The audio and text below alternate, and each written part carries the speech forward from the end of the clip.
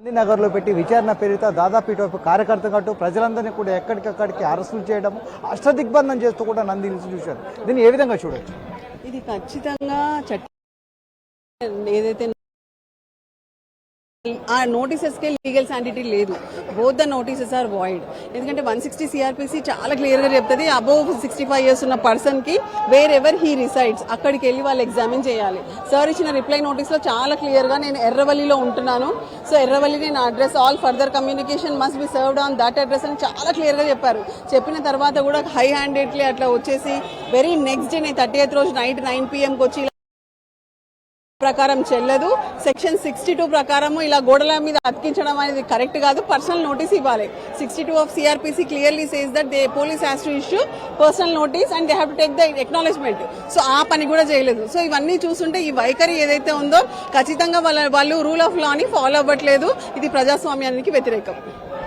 దాదాపు అంటే ఈ 5 గంటలకు జరిగినటువంటి విచారణ కావచ్చు, తెలంగాణ రాష్ట్రం కోసం పోరాడినటువంటి యోధుడు, తెలంగాణ రాష్ట్రానికి సంబంధించినటువంటి స్నాప్టికుడు, ఇలాంటి వ్యక్తిని 4.5 గంటల వరకు విచారణ చేయడం, అది గజ్వేల్ ప్రాతినిధ్యం వస్తున్నటువంటి తన నివాసంలో చేయకుండా నందినగర్లో చేస్తామని ఇటువైపు కార్యకర్తలను ఇబ్బందులు పెట్టడం, ఇటువైపు వీళ్ళందరూ కూడా అష్టదిగ్బంధం చేయడం, దీన్ని ఎలా చూడవచ్చు? ముఖ్యంగా ఏ ఎన్నిక జరిగినా తెలంగాణ రాష్ట్రంలో కాంగ్రెస్ కాదు, అది స్కామ్ గ్రేస్ అనేది ప్రజలు గ్రహించారు.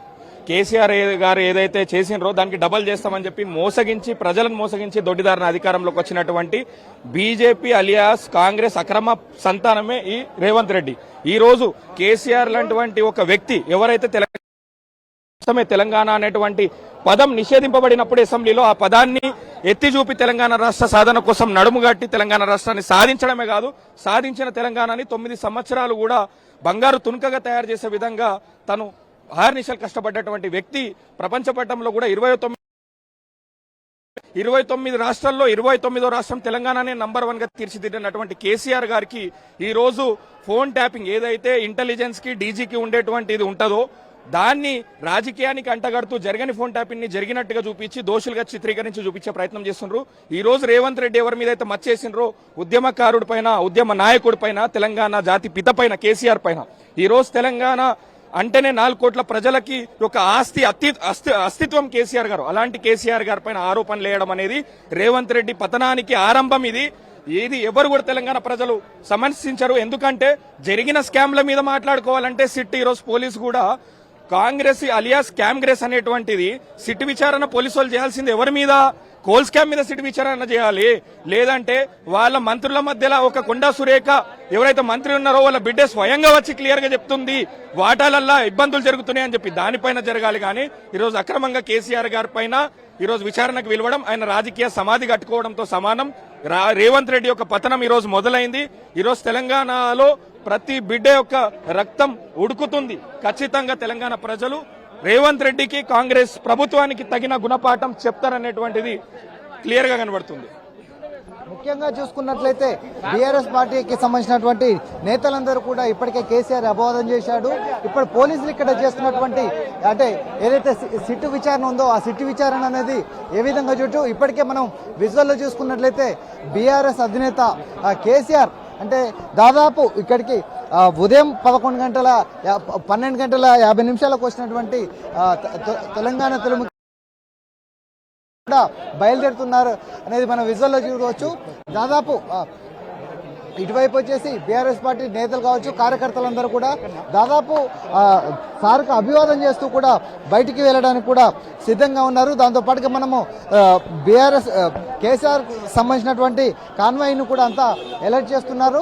దాదాపు ఇక్కడ నుంచి కూడా ఏదైతే ఎర్రవెల్లికి బయలుదేరడానికి కూడా కాన్వాయ్ మొత్తం కూడా సిద్ధం చేశారు. దాంతో పాటుగా చూసినట్లయితే ఇప్పటికే బీఆర్ఎస్ పార్టీకి సంబంధించినటువంటి నేతలు కావచ్చు, దాదాపు BRS party working president KTR, దాంతోపాటు మాజీ మంత్రి హరీష్ రావు, వాళ్ళందరూ కూడా ఇప్పటికే దాదాపు ఒక గంట తరబడి వచ్చేసి సమావేశం అయిపోయిన తర్వాత ఆ సమావేశం అనంతరం కూడా కేసీఆర్ ఏదైతే ఎర్రవెల్లి నివాసానికి కూడా వెళ్ళడానికి కూడా కాన్వాయ్ కూడా సిద్ధమైంది. మన విజువల్లో చూడవచ్చు.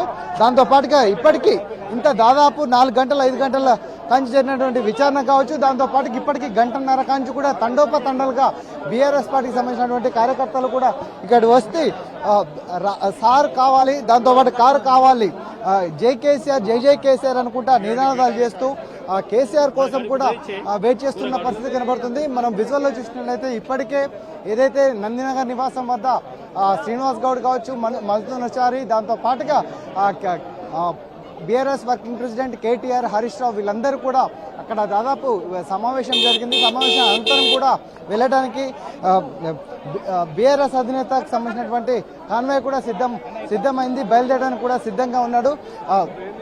ఇప్పటికే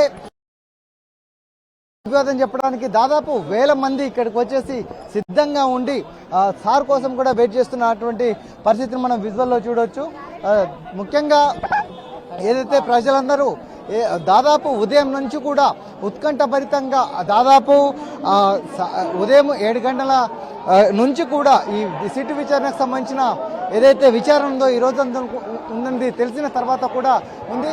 మనము ఏదైతే ఈ విచారణ అనేది స్టార్ట్ అయిన తర్వాత ఉదయం 11 గంటలకు ఎర్రవల్లి నుంచి ప్రయాణమైన తర్వాత అక్కడి నుంచి దాదాపు అడుగడుగున కూడా ప్రజలందరూ బ్రహ్మరథం పడుతూ గులాబీ పూలతోని స్వాగతం పలుకుతూ కూడా తెలంగాణ రాష్ట్రంలోని 33 జిల్లాల్లో దాదాపు 12,000 పైచీలకు గ్రామాలలో నిరసన కార్యక్రమాలు చేస్తూ దాదాపు ప్రతి గ్రామంలో నిరసన కార్యక్రమంతో పాటుగా సీఎం రేవంత్ రెడ్డి యొక్క దిష్టబొమ్మను దగ్ధం చేశారు.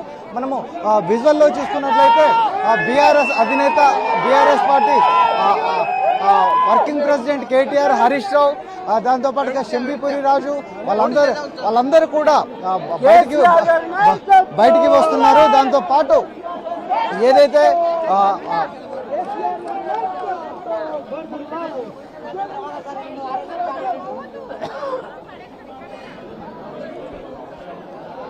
ముఖ్యంగా చూసుకున్నట్లయితే బీఆర్ఎస్ పార్టీకి సంబంధించినటువంటి మహిళలందరూ కూడా ఇక్కడికి వచ్చేసి కేసీఆర్ సార్ని చూడాలంటున్నారు. అమ్మ చెప్పండి, మీరు ఎన్ని గంటల కానీ వెయిట్ చేస్తున్నారు? కేసీఆర్ ని చూడడానికి కూడా ఎన్ని గంటల కానీ ఇక్కడ ఉన్నారు? కేసీఆర్ ను చూడడానికి మేము 10 o'clock వచ్చినాము ఆఫీస్కి.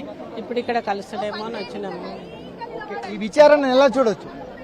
ఇది విచారణ ఎందుకు అవుతుందండి? విచారణ ఏం విచారణ ఉన్నదేంది? ఆడ ఉన్నదేందండి విచారణ? అది దుఃఖం లేనివాడు బర్రెను కొనుక్కున్నట్టు. ఇది ఏం లేదు, ఉన్నది లేదు, ఆడ విచారణ లేదు, ఏం లేదు.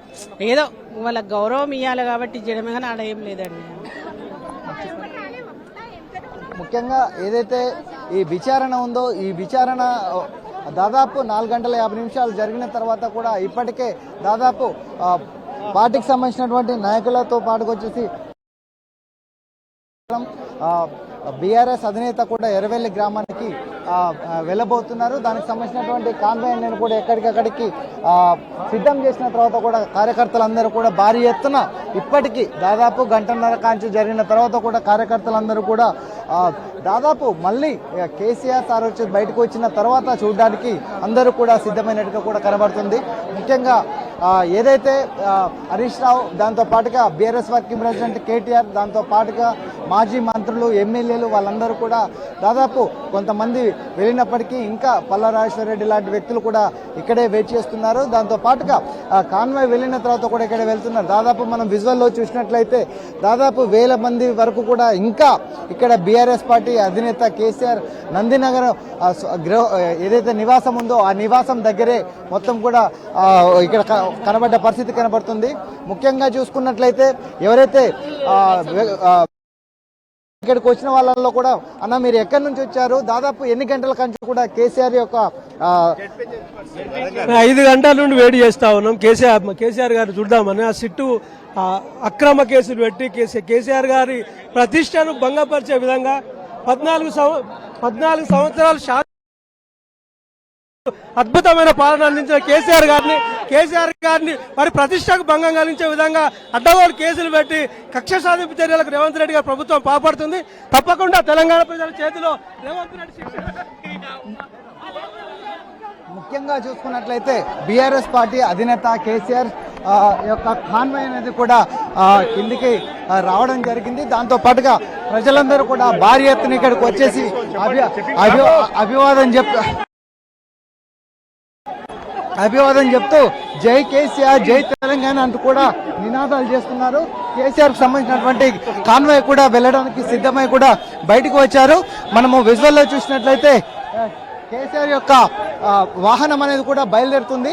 దాన్ని ముఖ్యంగా చూసుకున్నట్లయితే ఎవరైతే బీఆర్ఎస్ పార్టీకి సంబంధించినటువంటి కార్యకర్తలలో భారీ ఎత్తున కూడా సార్కు ఘనంగా అభివాదం చెప్తూకుండా జై కేసీఆర్ అని కూడా నినాదాలు చేస్తున్నారు. మన విజువల్లో చూసినట్లయితే ఇక్కడి నుంచి కూడా బయలుదేరడానికి తెలంగాణ అధినేత కేసీఆర్ బయలుదేరడానికి కూడా సిద్ధమయ్యారు. దాంతోపాటుగా ప్రతి ఒక్కరు సీఎం సీఎం సీఎం అనుకుంటూ కేసీఆర్ గారికి అభివాదం చేస్తున్నారు. మన విజువల్లో చూసినట్లయితే